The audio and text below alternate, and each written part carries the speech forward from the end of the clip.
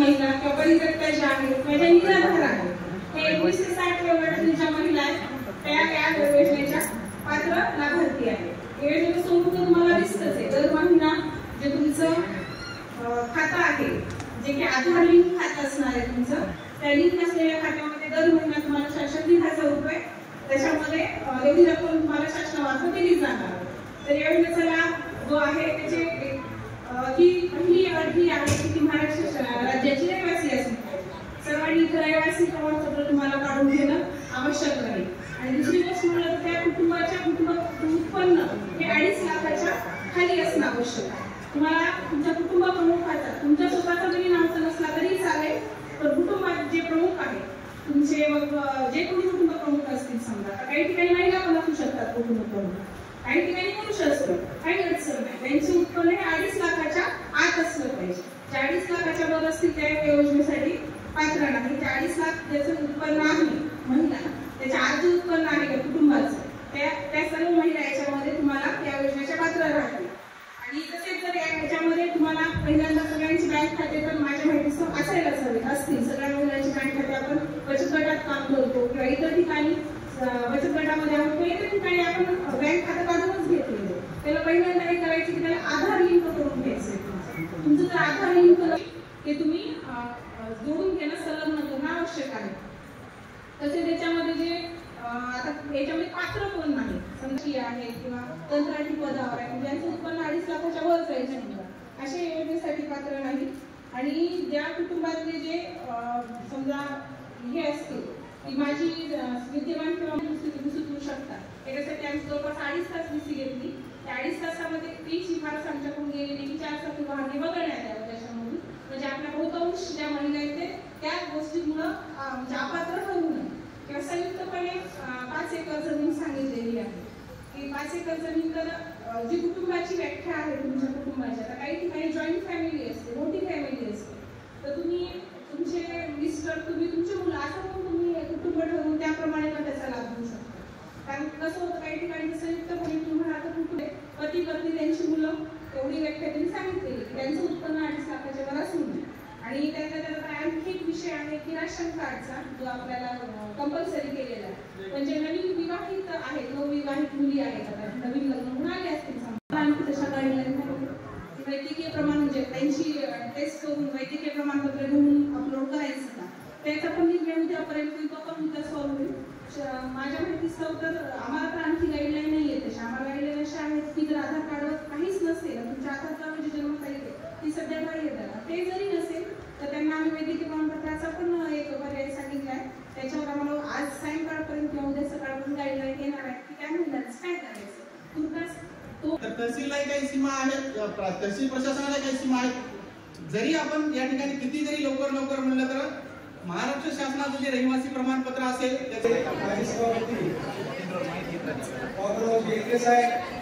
समजून सांगणार आहे त्या अडचणी असतात, तर त्याच्यामुळं पेन्शन भेटायला 1,500 आणि आम्ही या ठिकाणी तुम्हाला बसून जास्त करायला 2,000 असं काही होणार नाही। लवकर तुमची या ठिकाणी सुटका होणार आहे आणि लवकरच येणाऱ्या 14 तारखेपर्यंत आपल्याला 2 आठवडे आहेत, सोमवारपासून शनिवार आणि पुढच्या सोमवारपासून पुढचा शनिवार, म्हणजे साधारणतः 14-15 दिवस आपल्या हातात आहे।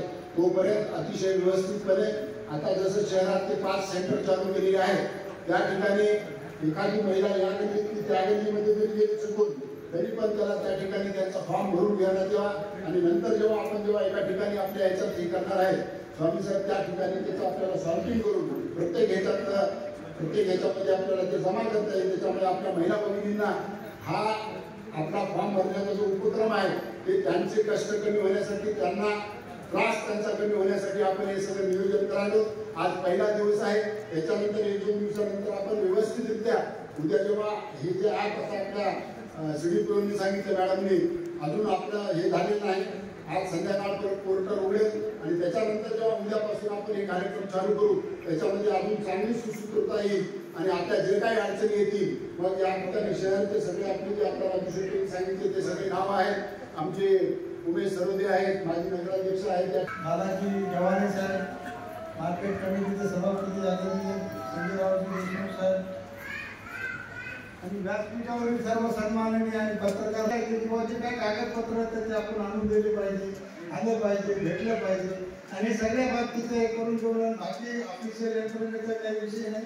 त्यांनी सांगितलं सर्व व्यवस्थित होते. जसं आपण या कार्यक्रमाला हमेशा करता उपस्थित आपल्याला लक्ष लावणं आम्ही 100% तुमच्या सोबत आहोत. काय कामं असतील त्याच्याबद्दलची काय अडचण नाही. आणि येणाऱ्या याच्यामध्ये श्री द्या काहीतरी नवीन याच्यामध्ये आमला झुकतं माप तुमच्याकडे आहे. थोडंफार आम्हाला कमी असलं तरी तर पण माप तुमच्याकडे झुकतं राहील एवढी सर्वांना कळकळीची विनंती सांगतो. आणि आपण एवढ्या मोठ्या प्रमाणात आल्या त्याच्याबद्दल मी आपल्या आभार मानतो. राजू शेट्टीला सांगा, मला सांगा, गावातील कोणत्याही अडचणीबद्दलचं काही विषय राहणार नाही. आपण सगळे मिळून करू. आणि याच्याबद्दल या स्कीमबद्दल सर्वांना म्हणजे ज्येष्ठांना शुभेच्छा देतो. आणि मला जे बोलण्याची संधी दिली त्याबद्दल मी सर्वजणांचे आभार मानतो.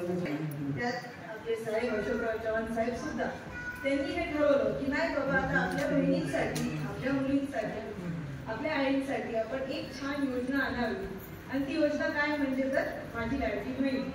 त्याच्यात तुम्हाला दर महिन्याला 1,000 रुपये भेटतील तुमच्या बँक अकाउंटमध्ये. त्याचे काय अटीसाठी आहेत ते तुम्ही सर्वांनी खूप लोकांकडून ऐकून घेतलेलं आहे. व्यवस्थित प्रकारे तुम्हाला समजलेलं आहे. ही सगळी गोष्ट समजली की नाही? की अजून काय आहे अडचणी? समजले ना व्यवस्थित? हो की नाही? बरं. हे आता एवढी छान योजना आपल्या सरकारने आपल्यासाठी आणली. आणि ह्या योजनेच्या व्यतिरिक्त अजून खूप सारी योजना महिलांसाठी सरकारने आपल्यासाठी आणलेली आहे. जी आता हे लाडकी माझी बहीण ते 1.5 लाखाच्या खालची जी उत्पन्न आहे त्यांच्यासाठी आहे.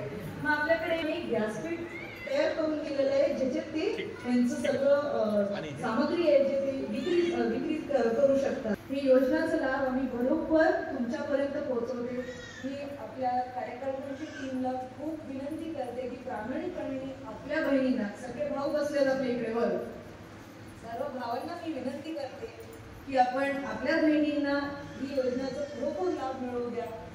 आणि त्यांना जे काय अडीअडचणी असतील, जे काय त्यांना मदत पाहिजे, कुठलं पत्र म्हणावं, कुठल्या तहसील ऑफिसमध्ये म्हणावं, ते आम्ही नक्कीच तुम्हाला मदत करू. ते नक्की आहेच. हे आपली टीम जी बसलेली ती मस्त आहे आपली टीम. ते तुम्हाला नक्कीच मदत करतील. आणि ते खूप मेहनती टीम आहे. हे जे 1,500 रुपये भेटतील तिच्या स्वतःसाठी काहीतरी, तिला तिच्या आरोग्यासाठी म्हणावं, तिच्या स्वतःसाठी म्हणावं, ते 1,500 रुपये तुमच्या हक्काचे. आणि हे तुमचं सरकार, तुमचा भाव करून देत आहे तुम्हाला. अशा प्रकारे मी सगळ्या सेंटर्सला जाऊन आपली सगळे फॉर्म सबमिट करावे आणि ह्या योजनेचे लाभ घ्यावे. खूप खूप धन्यवाद.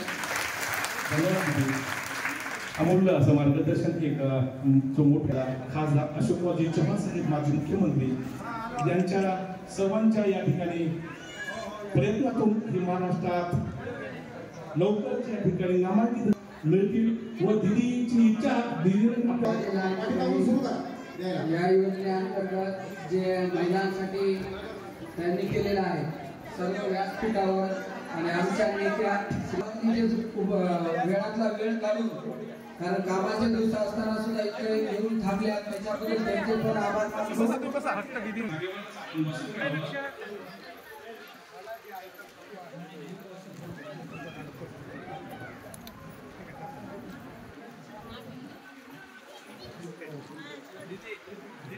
या राज्याचे लोकप्रिय मुख्यमंत्री एकनाथजी शिंदे रितसर भरायचे आहेत. कुणालाही आगाऊचे पैसे द्यायचे नाहीत. कोणी पैसे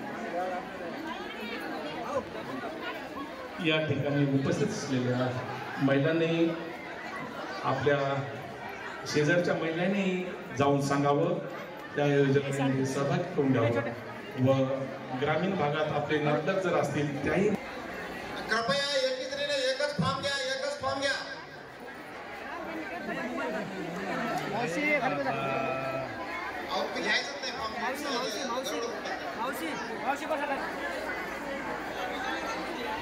अरे ज्यांना